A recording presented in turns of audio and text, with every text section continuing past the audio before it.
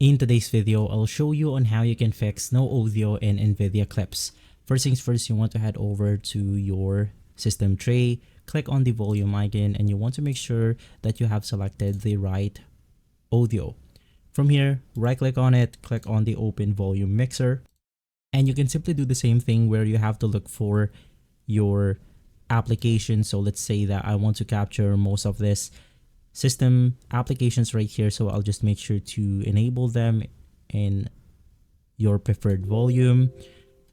And right after, let's then head over to our NVIDIA application. Press Alt Z anywhere on your computer and this pop-up will show. Just click on the settings icon above the NVIDIA experience. In here, click audio, and you want to make sure to turn the volume to 100%, because as you can see, it will capture system sounds. Just make sure to turn this to 100%. And if you want to use your microphone, you can just also use voice meter or the right microphone that you are using.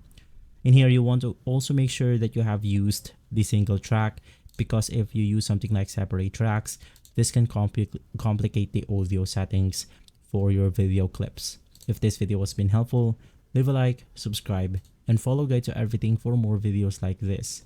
Thanks for watching.